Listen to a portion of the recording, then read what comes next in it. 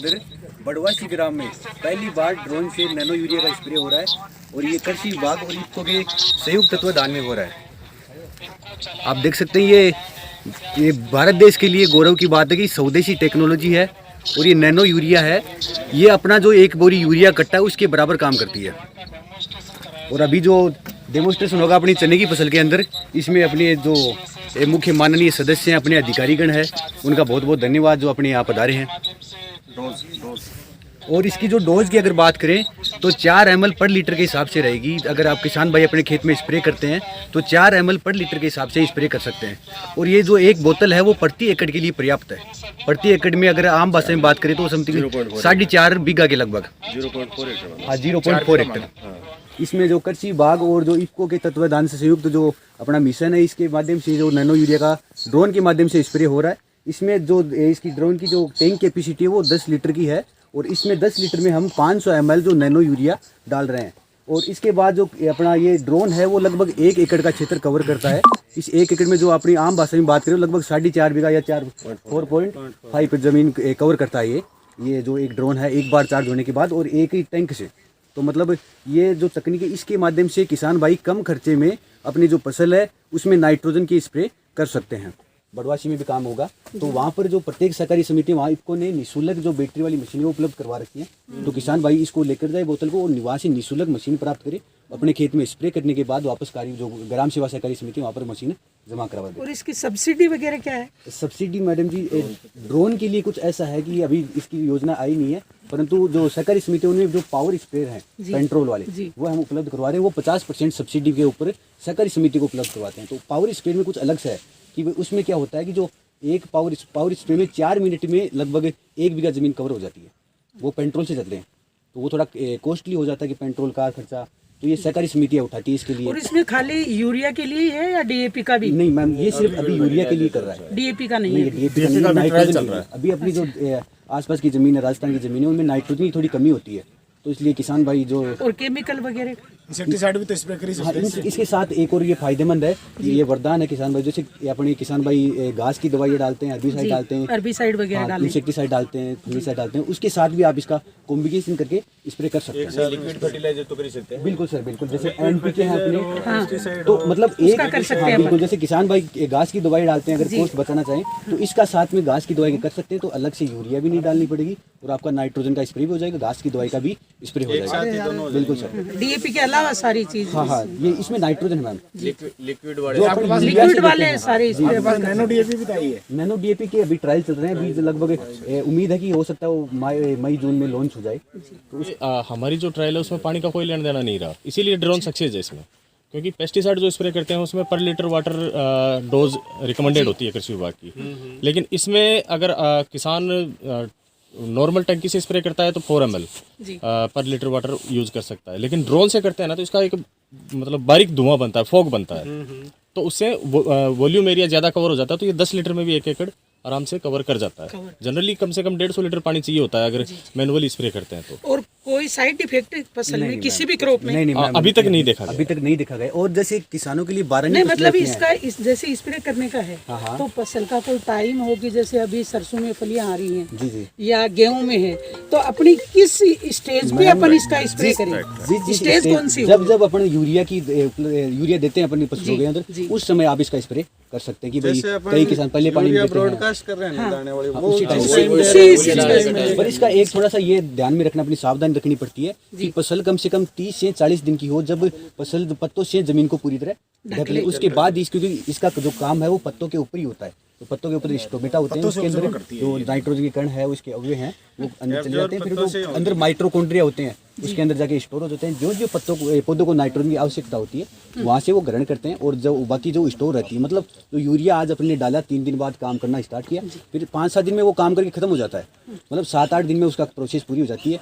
और जबकि इसका कार्य लगभग 25 से 1 महीने तक चलता है, लंबे टाइम तक ये काम करता है ये कारगर। और जैसे अपनी जो बारानी फसलों वाले किसान है, जैसे जिनके यहाँ सिंचाई के साधन नहीं है, वो बारिश पर निर्भर है, वो किसान भाई जैसे बारिश होगी तभी यूरिया डालते हैं कि भाई अगर पहले डाल देंगे तो जब फसल वो खराब हो सकती है, क्योंकि स्प्रे के बाद सिंचाई जरूरी नहीं, सिंचाई से का जो बारानी फसलों वाले किसान हैं, उसके लिए वरदान है। हराने के लिए तो बहुत अच्छा है, क्योंकि अपन यूरिया वैसे डालते हैं तो नमी चाहिए हाँ। अपने को। नमी चाहिए। और इसमें डालेंगे और इसमें नमी की कोई इसमें रिक्वायरमेंट नमी- नहीं है। उसमें उतना ही पानी चाहिए जिसका घोल बन सके और स्प्रे कर सके। इसमें क्या पौधों की जो पत्तियां होती हैं उसमें बारी बारी छिद्र होते हैं जो और जैसे आपने इसका उनके ये माध्यम से बताया अंदर ले लेते कि भाई जो जमीन खराब हो रही है, जी मैम। यूरिया डीएपी से जमीन खराब हो रही है, और इसका जो प्रभाव है वो सिर्फ क्रॉप पे रहेगा, क्रॉप पे रहेगा। फसल पे रहेगा। हाँ, जमीन में जो साइड इफेक्ट है वो नहीं होगा। बिल्कुल जीरो। तो ये इसका पॉजिटिव चीज है। जी जी मैम, इसका एक और ये है कि भाई यूरिया अपन ने खेत में आज डाला तो उसका सिर्फ 30% ही मतलब ग्रहण कर पाते हैं। हाँ, बाकी जमीन में जाती है, बाकी बाकी नुकसान जमीन में ही जाती करती है। है। और जमीन जो आज जो जमीन खराब हुई है उसका कारण यूरिया डीएपी तो है।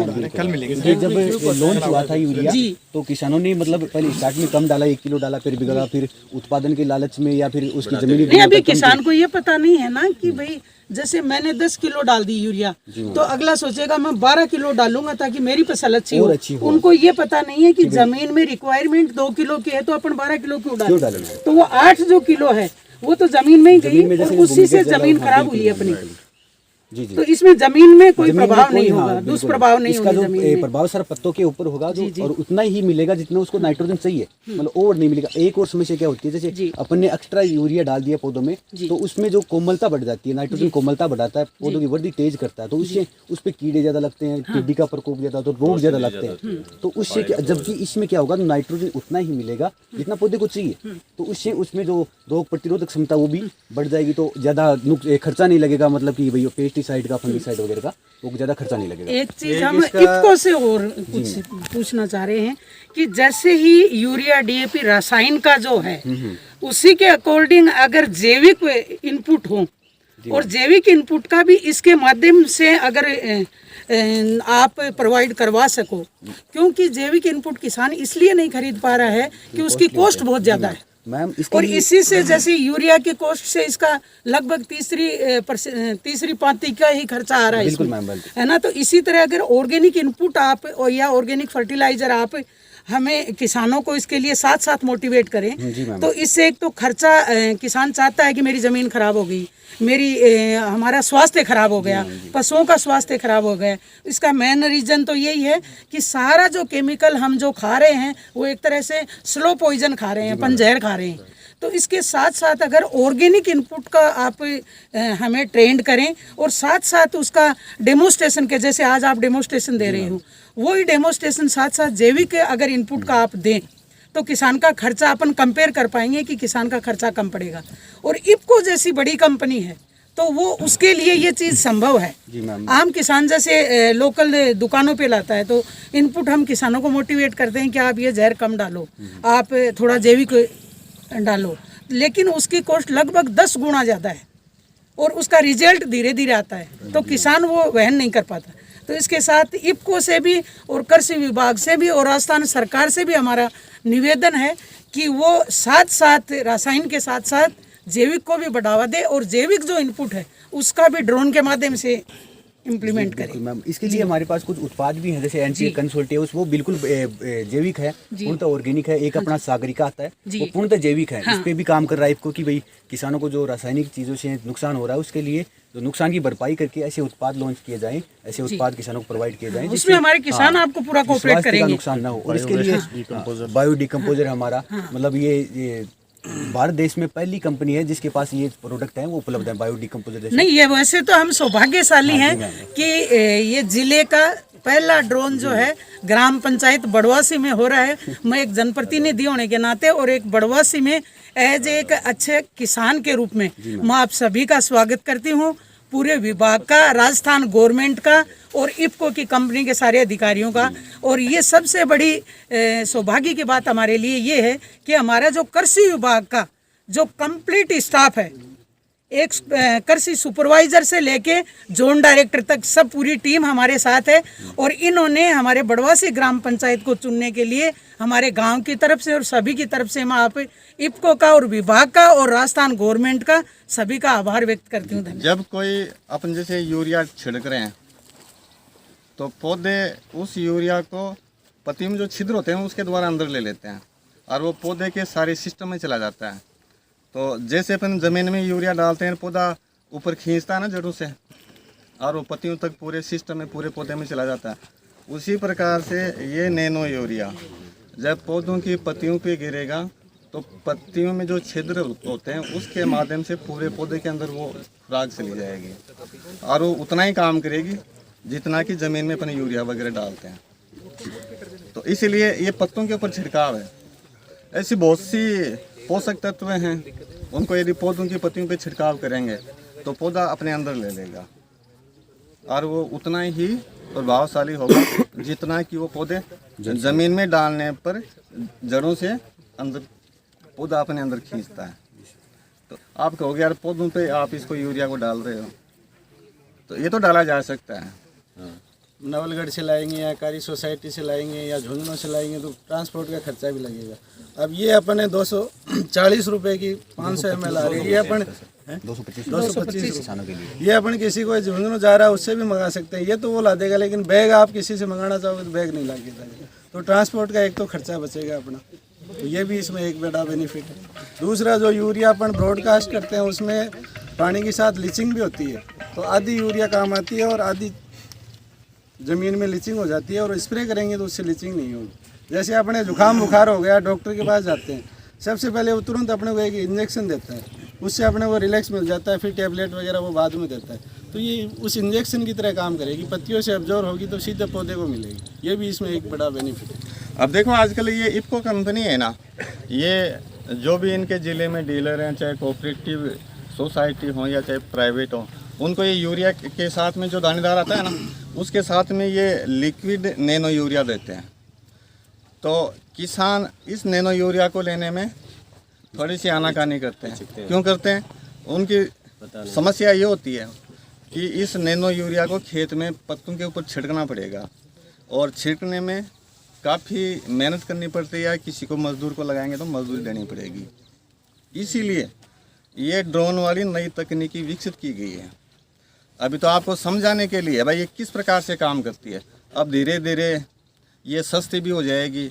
हो सकता है निकट भविष्य में क्रय विक्रय सहकारी समिति उनके पास भी आ जाए किराए पर मिलने के लिए। इसी प्रकार से ये कई कस्टमर हायरिंग सेंटर खोल रखे हैं, यानी किसानों को कृषि यंत्र किराए पर देने के लिए, तो उनके पास भी आ सकती है।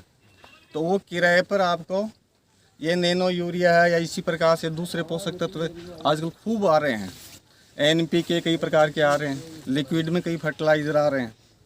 तो सीधा पौधों की पत्तियों पर कैसे स्प्रे किया जा सकता है, तो किसानों की जो मजदूरी बचाने के लिए ये सबसे अच्छा निकट भविष्य में एक अच्छा विकल्प है। इसका सर एक बहुत बड़ा ये बेनिफिट है कि अपन जो यूरिया का बैग 45 किलो का आ रहा है, वो अगर अपन ला रहे हैं तो किसान के तो 267 रुपये लग रहे हैं, लेकिन भारत सरकार की उसमें सब्सिडी 2000 रुपये का पड़ता है, वो 1700 रुपये के करीब भारत सरकार सब्सिडी देती है। यानी 2000 रुपये का बैग है, वो जो काम करता है वो ये 500 ml 225 रुपये में काम करेगी। तो अपना कॉस्ट ऑफ कल्टिवेशन वो कितना कम होगा, एक तरफ 2000 है, एक तरफ 225 रुपये। ये भी एक बहुत बड़ा इसमें लाभ है। और देखो एक बार आप लोगों ने देख लिया ना भाई, किसी फसल पर ये छिड़केंगे और फसल की पैदावार जिसे अपन वैसे यूरिया छिड़कते हैं उसी प्रकार से यदि पौधे की वृद्धि होगी तो आगे से आप कहोगे यार उस जो 45 किलो का बैग है उसको इतनी दूर तो कौन खींचेगा, हमें तो ठीक है ये बोतल ही दे दो, हमारे आसपास में किराए पे ये ड्रोन मिल रहा है उसे ही छिड़कवा लेंगे। तो निकट भविष्य में क्या इसके उपयोग की काफ़ी संभावनाएं हैं। तो यूरिया काफ़ी बड़ी मात्रा में जो गाड़ियों से इतनी दूर से पूरे देश में से कहाँ अलग अलग हिस्सों में पहुँचता है, बड़ी परेशानी होती है, किराया भी खूब लगता है, तो किसानों को महंगा भी पड़ता है। लाउन के लिए भी लाइन में खड़े हो रहे हो। अब ये बोतल में आने लग जाएगा तो इसका जो ट्रांसपोर्टेशन का खर्चा वो कम हो जाएगा। आप लोग भी एक दुकान से मान लो कि 5 किलोमीटर 10 किलोमीटर दूर तक लेकर जाते हो, एक मोटरसाइकिल को 10 किलोमीटर लेकर गए तो 100 रुपये तो आपका डीजल में वैसे खर्च हो गया।